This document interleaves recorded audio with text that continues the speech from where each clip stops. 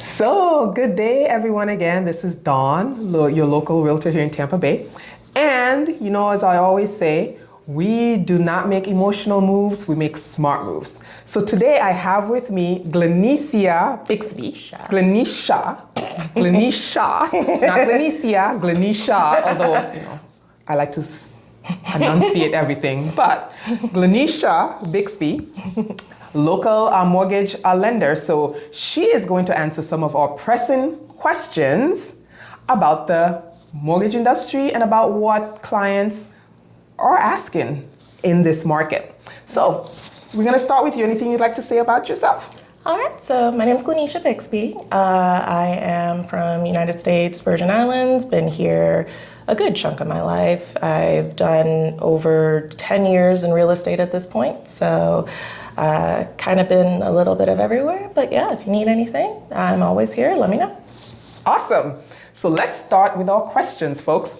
So one of the questions we always get is, what monthly payment should I be comfortable with beyond what I'm approved for? So I'm approved for $600,000 or whatever. What monthly payment should I be comfortable with? That will depend entirely on your situation. So if you're pre-approved for, in one case even, $1 million, which means you're going to have a crazy monthly payment of like $10,000 a month or whatever, but you know that you don't want to comfortably go over 5, then 5 is your number. Right. Because you want to be able to go on vacation, you want to be able to save for retirement, you want to be able to do all these other things.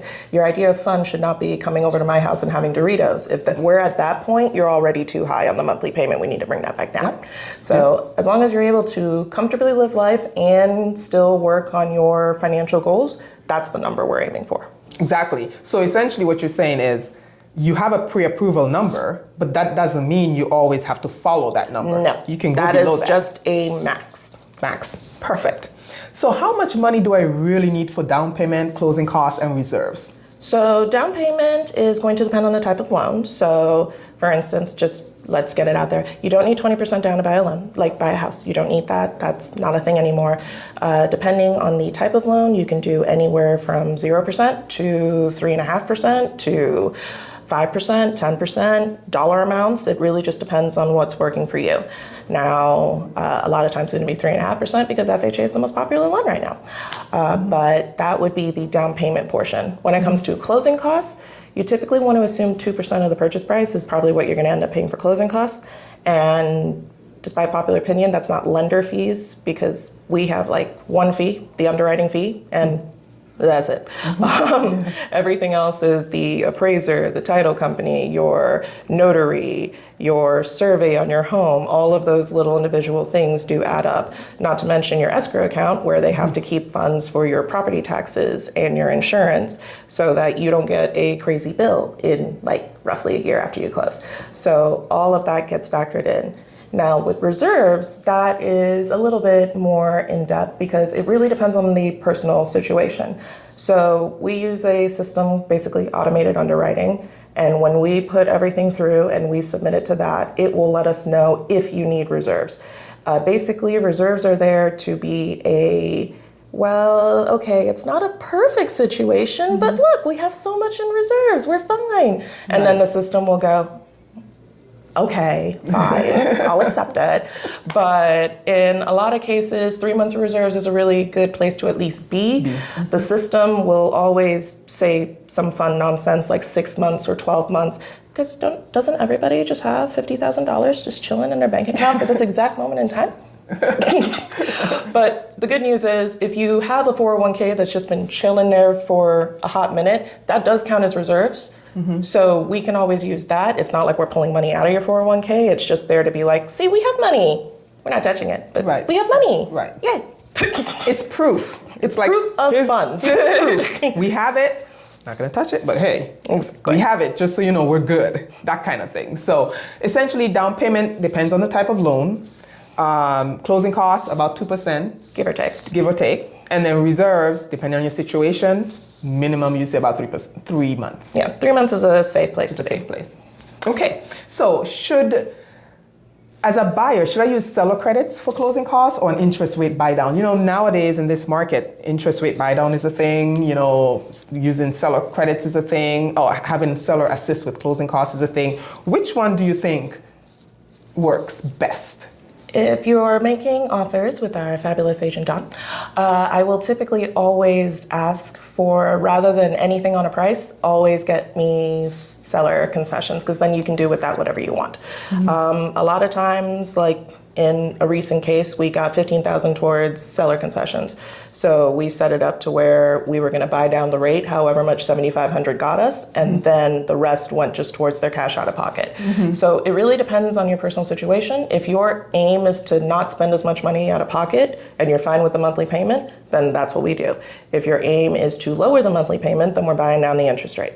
So really depends, as usual, on y'all. I'm going to be saying that a lot. It really depends on y'all. Y'all are kind of the start, and then we work back from there. Yeah.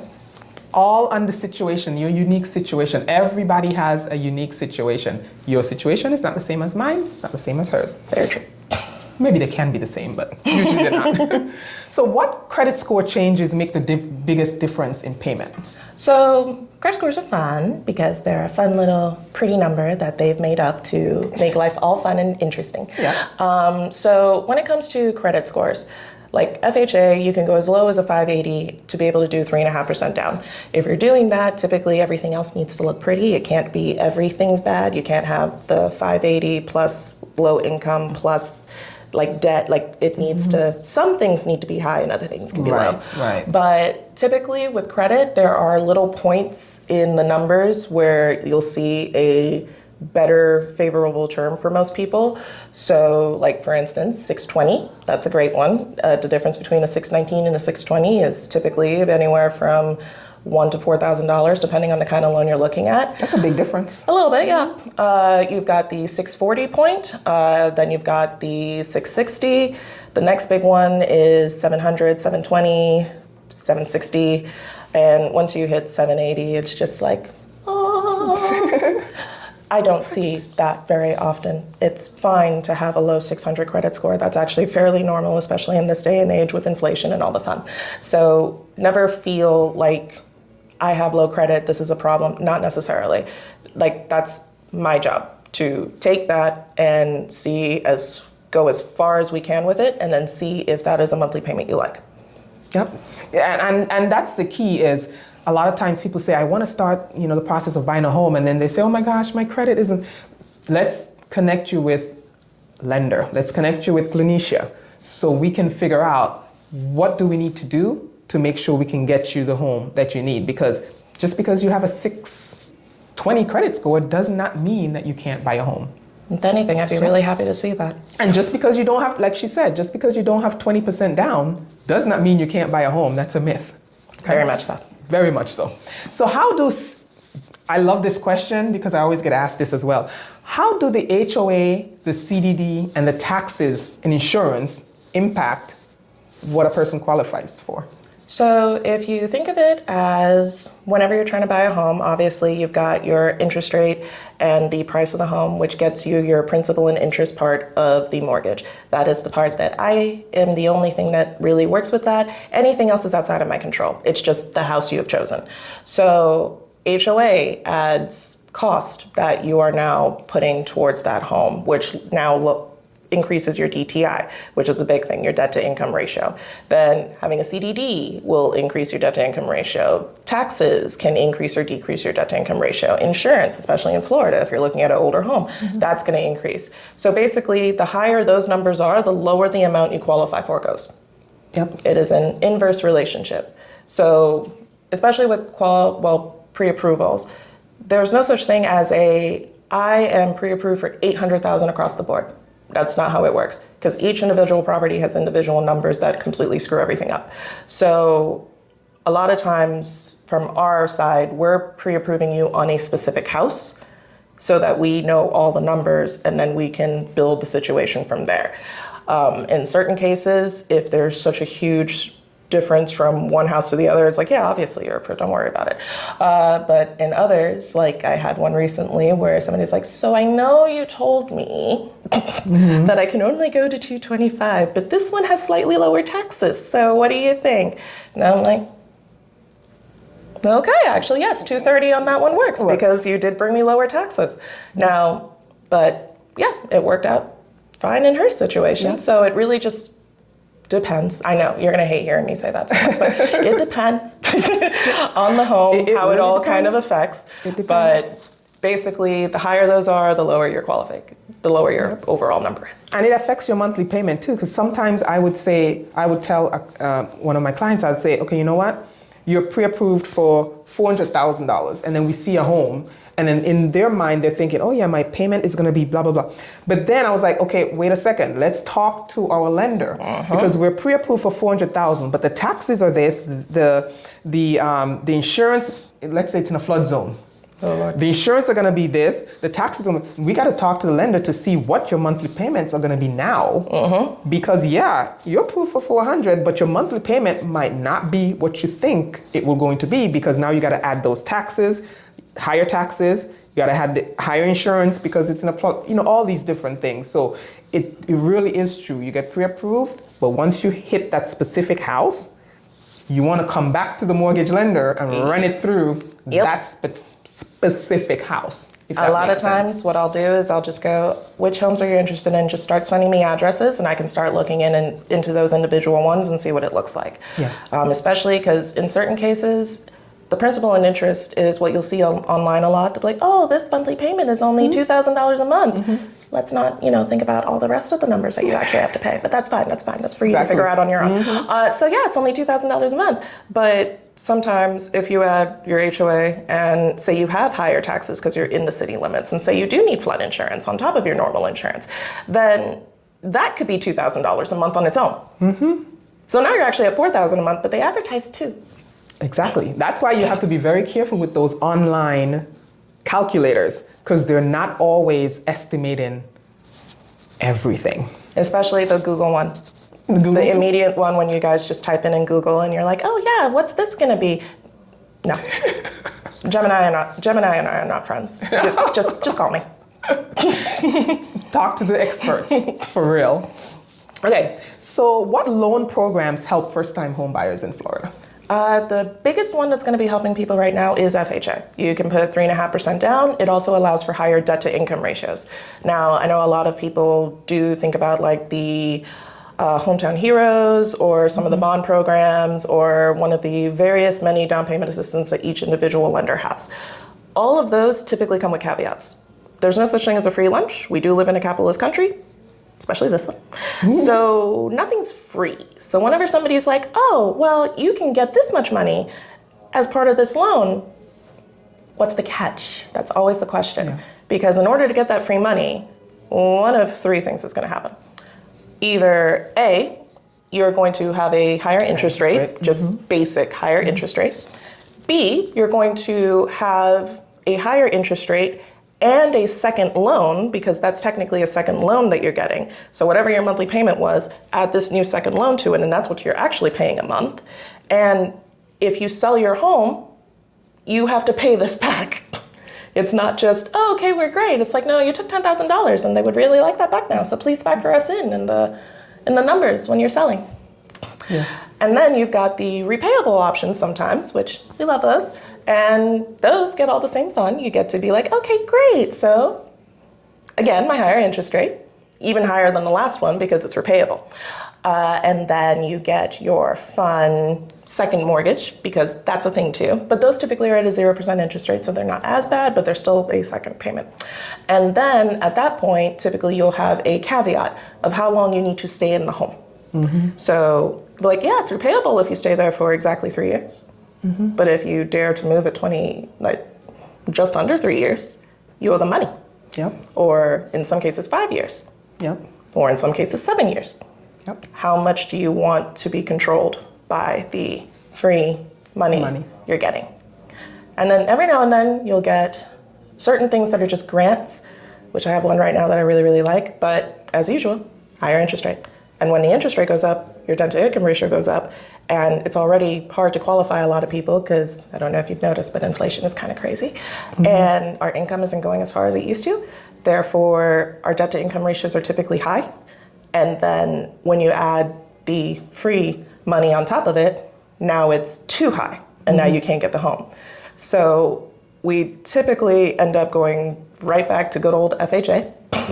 She is our dear lady. We love her. She's very simple. She lets us put 3.5% down, and then we have our closing costs, and we all move on, and it's great. And it is a definite difference in what you can qualify for, because I have somebody right now who's like, well, let's just see how that grant program would work. It's like, okay, so do you want a 6% interest rate, or would you like a 7.25? Like, 6? Yes. Yes. Yeah. So it really just depends on what you're comfortable with, really. I mean, like, it can work for your situation. If you are totally fine with a monthly payment under 7.125 and you don't want to worry about that cash right now, then yes, absolutely, let's do that. But it just needs to have room in the DTI, otherwise it's not going to really work. And some people might say, you know what, I don't mind this having that second loan because, hey, the one that says, you know, you must stay in your home for 5 years. I'm doggone it. I'm going to stay in this home for 5 years so I don't have to. You never know. Your circumstances might change too. Exactly. But, you know, at least you might say, hey, I'm good with it because I'm not moving after. I'm staying until this 5 years and then I'll move. But, you know. But at least you have those options and you can talk about those with your mortgage lender. Absolutely. So how much debt can I carry and still qualify for a loan? That's going to depend on your income. If your income is higher, you can handle more debt. If your income is lower, you cannot handle as much debt. And you also have to keep in mind that the home you're trying to buy counts towards the debt. So there is a front ratio and a back ratio when it comes to debt to income ratios. The front ratio is just your income and the new mortgage you're trying to do. And then their back ratio is your income, the new mortgage you're trying to do, and every debt you currently have.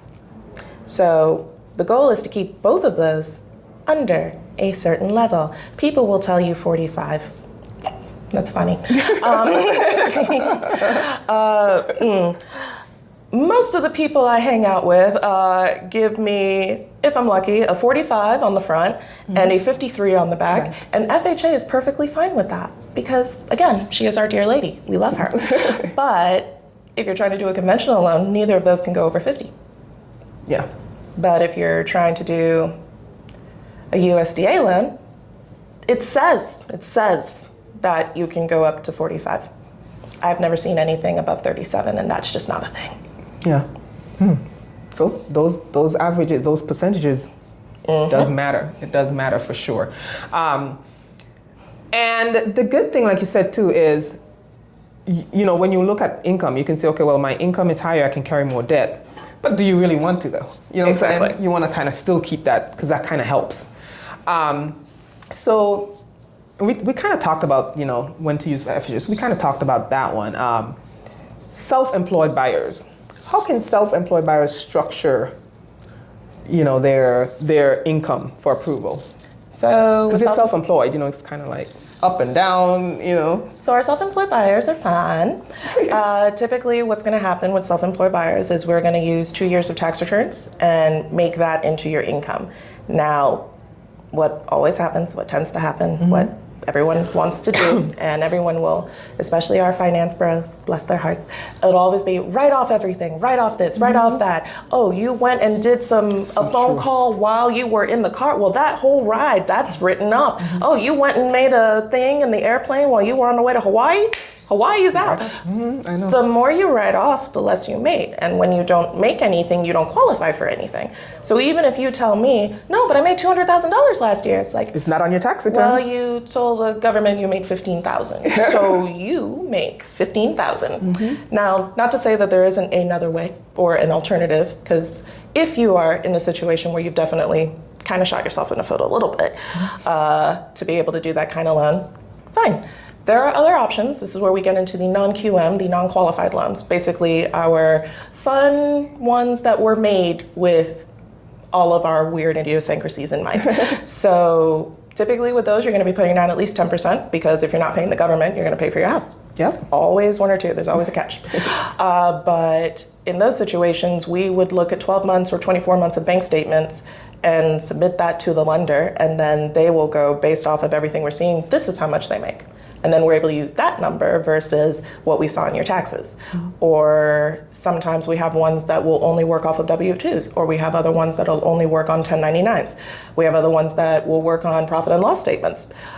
We also have ones that if you have a good access to assets, we can just work off of assets. We actually don't need anything else.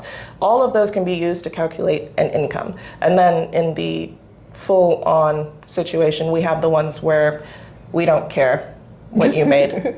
You have 20% to put down. You're okay with the interest rate we're giving you, and you have good credit. Cool. Yeah. No questions. Just know we're refinancing in 7 months. So there's a lot of nuances with self-employed, but I think the main thing you got to remember is 2 years of those tax returns, and if you write off everything, it's just a little bit more challenging because you're writing off everything, so it's showing that you don't make anything. So maybe the year before you know you're gonna buy something, do not write off anything. Yeah, 2 years. Do not write off anything. Because or talk to Glenicia and we can figure out how we can fix that. Because if you give me, in 2024, I made 10,000, but in 2025, I made 100,000. I averaged those. I average both of those. You make the average. So 2 years, ideally, would allow you to have a decent average that actually works. Now, there's certain parts of self-employed income that can be added back in, but you don't want to get to the point where you're like, please, let this get back in there. And then you can qualify. But if you are declaring enough as part of that, that's when you can do loans that let you put down less than 10%. So if you're paying your taxes, one day you too can get a FHA loan that does not really care about your DTI.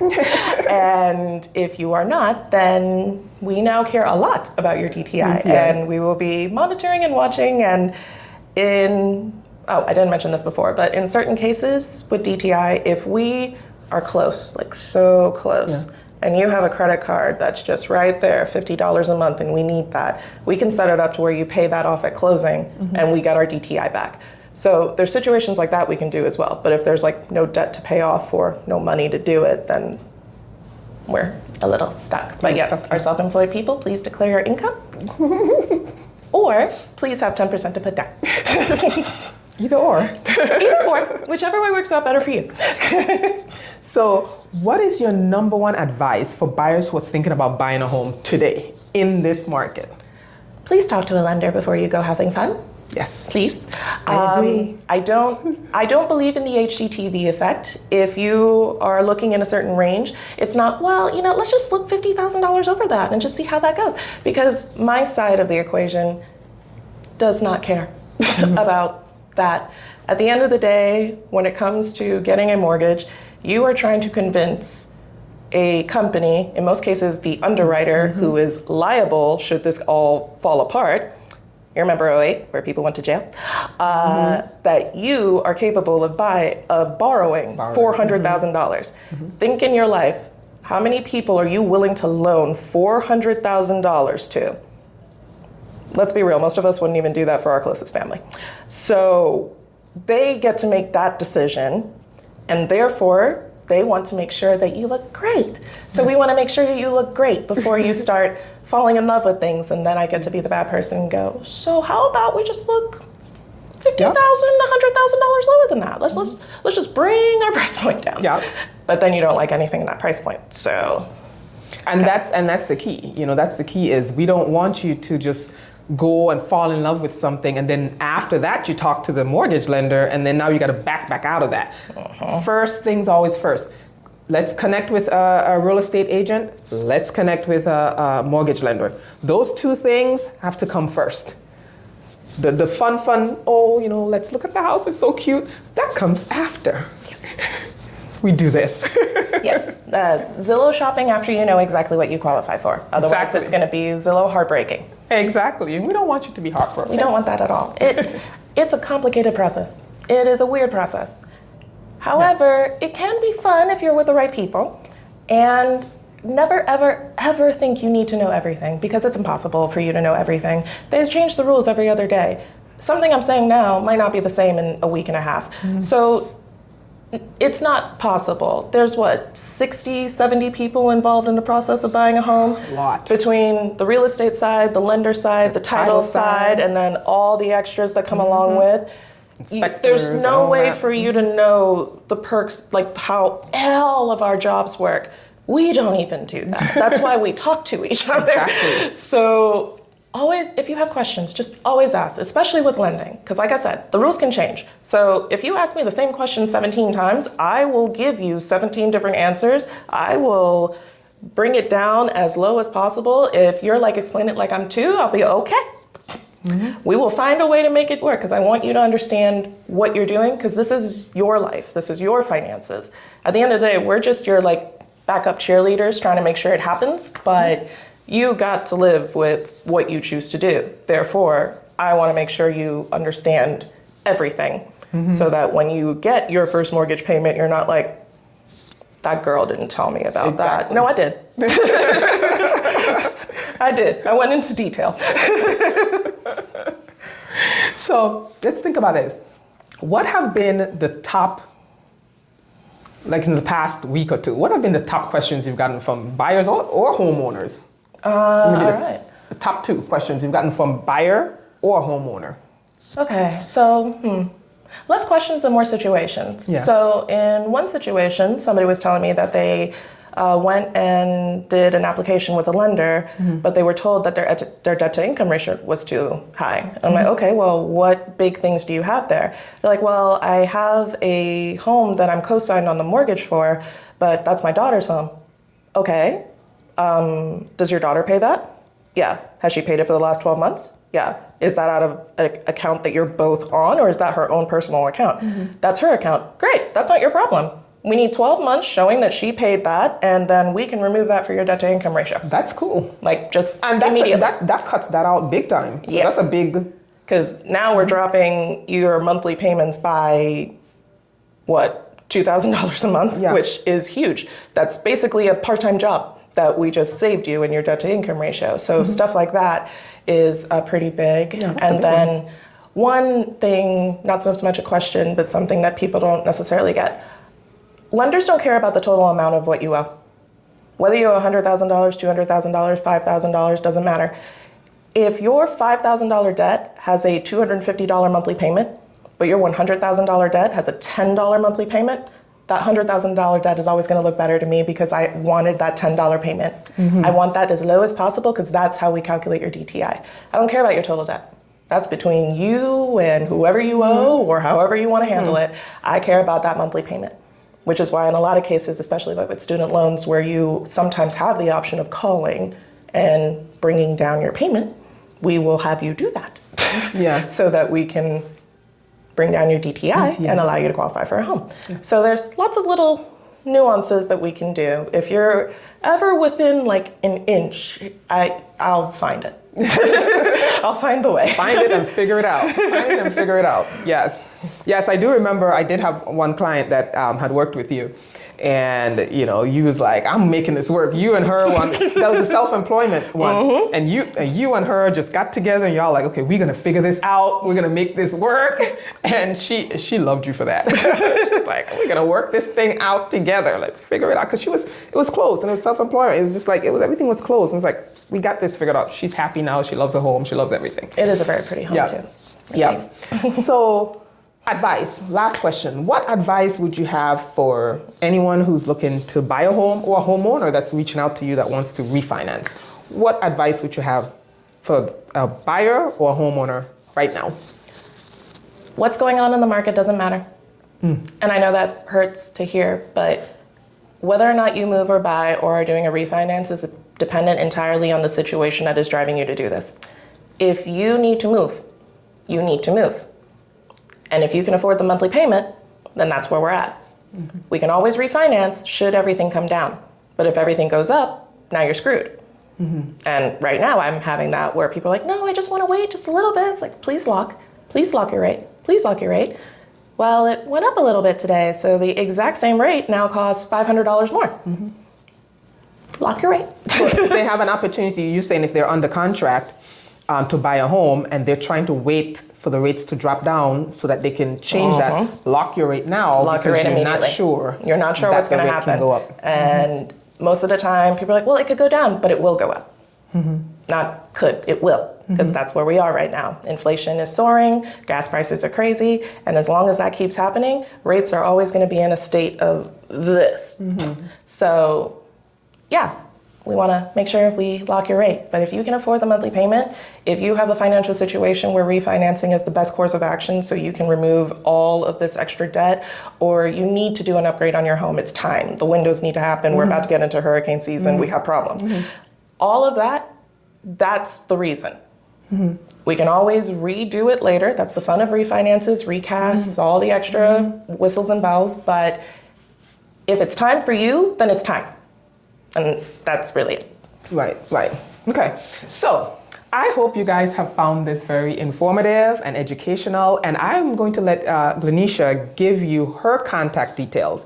If you are ever interested in just having a mortgage lender that will sit down with you, that will go through the numbers with you, that will go through the different scenarios with you, that will work to help you to figure out your best course of action. Like she mentioned, and she said it several times, everybody's situation is unique. Everybody's situation is different. You can't look at, well, my friend over here did it this way and think it will be the same for you. Everybody's situation is different. Everybody's jobs, everybody's incomes, everybody's debt. So if you want somebody that can sit down with you and go through that process with you and let you know how these numbers affect you and get you pre-approved, and you feel comfortable with that pre-approval because you know for a fact that you did it the right way and you went through the necessary steps, then feel free to reach out to Glenisha. Glenisha, give them your contact details. All right. So for number, you can text, email, phone signal, 813-602-9466. Email is glenisha@loansbyglenisha.com.